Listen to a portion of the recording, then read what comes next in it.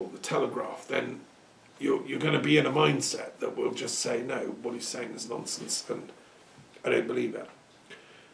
It's a problem. So how do we convince enough ordinary, decent, people that actually these are facts here? This is serious. There's a second type of person that will hear what I'm saying, if they can be bothered, and who will, and these are the people that actually are the masterminds behind Brexit. And these are the arms dealers and the people that actually want conflict. They're fewer in number, but there are some. And they're disaster socialists who have a very hard left view of reality, and they want Britain to fall apart. They want Scotland and Northern Ireland to go. They want civil war to kick off in England, because they then think they can seize power. They think the people will then turn to them, the hard left, to do a Lenin, to do a sort of Bolshevik takeover, and they'll get the Socialist Republic of England or whatever. I mean, there are some people like that. I'm not sure that crazy woman, the Institute of Ideas woman who now supports Brexit, I think she might be one of those types. She was an extreme communist for years. I think they're the sort of disaster Marxists or disaster socialists that think it'll be good because it'll shake up the system, it'll bankrupt the nation, it'll put people out on the streets, and from that revolution can happen. Okay, so that's one kind of people that will not want to listen to me and actually are pushing for Brexit. Another kind are the devoted, paid up, card-carrying members of the hard right fascist party or movement. That's the Steve Bannons. That's the Farages and their cronies, even though they deny it. And the Salvinis and Le Pens in Europe. It's a minority, but it is a tradition, and it doesn't mind violence. The black shirts, the Mussolini types, they like a bit of a fight. And so they actually relish Brexit. They want the disaster. They want the chaos. These are the hard Brexit types, because I suppose these kind of people, and they're mostly warriors. So these are people that have either, they're the kind of people that collect old SS, guns and Nazi insignia and things. And every town's got a few of them. They relish conflict and violence because it leads to heroism, and it's a great heroic thing. And so Brexit for them has become a new cause. It's like a military cause that they can get into, and they're not going to like what I'm saying, because I'm a peace thinker. I'm saying prevent conflict. No, they're going to say, no, let's escalate it, please. Then there'll be more jobs for the military, more jobs for the police, more jobs for the intelligence, and with any luck, we'll have a fascist right-wing government taking over and stopping people like that, Dr. Daff, and people speaking. They'll be in camps. I mean, that's what they did before, and you can laugh, but that's exactly what they did. This wonderful Dutch guy, Rob Ryman, who I've discovered, a fellow intellectual, he's speaking out against the dangers of fascism, which he's described as feeding off people's anxiety and fear and xenophobia. Instead of speaking words of encouragement and love, these right-wing extremist types, they speak words of division and hatred and blame the other, blame the other, blame the other. Like Trump and his wall against the Catholic Mexicans, Evil Pope, evil Catholics, we hate them, build a wall. It's not the rhetoric of love that I'm coming from, and that peace can be built from. We can't build peace from that kind of rhetoric of division and hatred.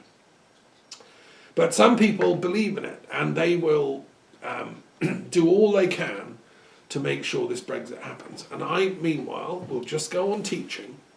Oh, and by the way, some of those types subscribe to the kind of apocalyptic Armageddon theory that I was sharing at the very beginning.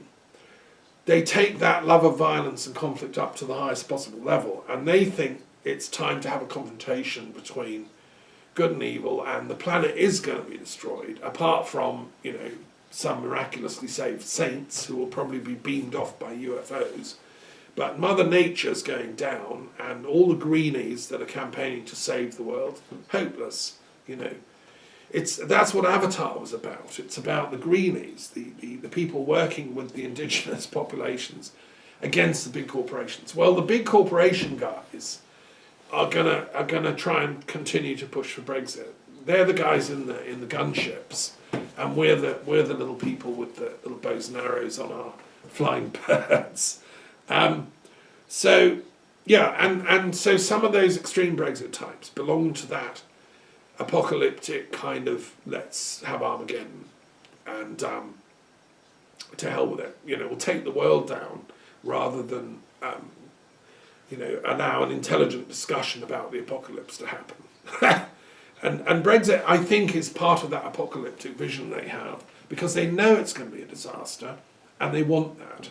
They know it's going to lead to mass impoverishment, mass suffering, mass chaos, potentially 4 wars breaking out, or it might all be the same one. And bring it on, they say. That's great. You know, disaster, apocalypse. That's what Christ wants. I mean, I have people insulting me on the internet saying I'm the Antichrist because Christ and God want Brexit.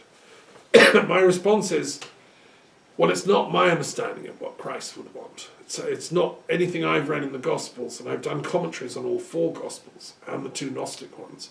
Nothing in there has led me to believe that escalation of conflict into potential violence and war is something that Christ would be saying, yeah, whip it up, stir it up.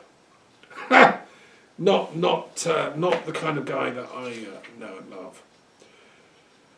So I'm going to finish there, and I'm going to say thank you for listening if you've listened, and trying to spread the word.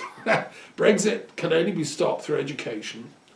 The Armageddon can only be stopped through education. And I want to just finally, like next week I'm going to talk more about the Middle East. I haven't had time. We're waiting for the results of the European election. But I have also, an ear on the Middle East, because I'm very worried about the ratcheting up of rhetoric against Iran. And it's the same lot, the apocalypse, Armageddon extremists who want confrontation with Iran. Are they really that mad that they're prepared to launch a third world war over this? Let's have preventative diplomacy, as we did when my colleagues and I in Philosophers of Peace stopped the Cold War between Russia and America and Europe. Let's have preventative diplomacy, intellectual diplomacy. Let's not escalate, but de-escalate. Let's get a nuclear energy agreement back on the table. Let the European Union do its diplomatic skills. Let Mogherini, the Italian foreign minister of Europe, do her mediation again, and get everyone back around the table and talk common sense to each other. Let's not go down that ridiculous, that sort of grandiosity of let's have the apocalypse now, I'm going to fire bombs at Iran type attitude. Let's fire knowledge, let's have study seminars discussing comparative philosophy. As I've said before, the Shia traditions of Iran, the Sufi traditions, are deep and profound, Zoroastrian traditions.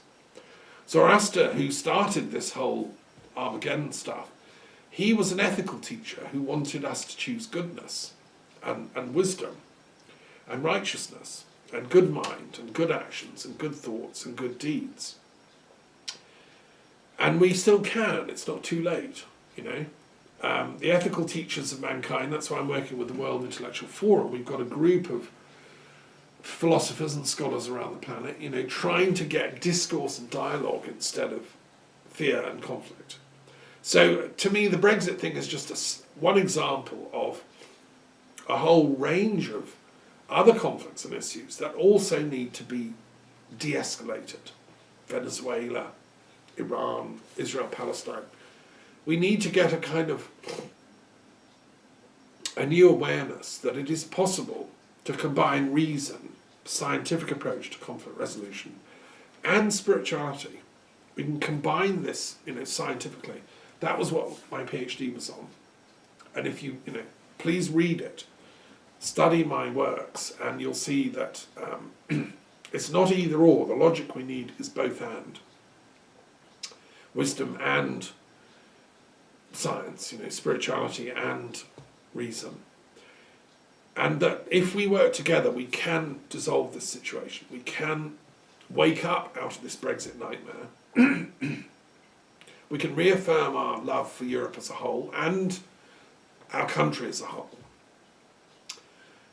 If the Scots eventually want to secede, fine, let them. But within the European Union context, if we all stay in, it's all going to be much, much easier and more civilised. And peace can become our number one, love. That's the beloved we should be falling in love with. Peace, which is the essence of all religions, and not war and fear and so on.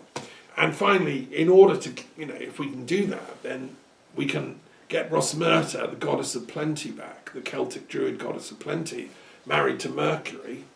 God bless them, a happy couple. We need them back to help the economy of all the planet. People shouldn't be living in fear and want and poverty. We need social security systems in place in every country so people don't have to flee and roam about. We need to divert the wealth that's going into militarism and Mars, take some of that money back off Mars and give it to Rosmerta and Mercury and the peace work. Okay, shalom. I'm going to stop there. Thank you.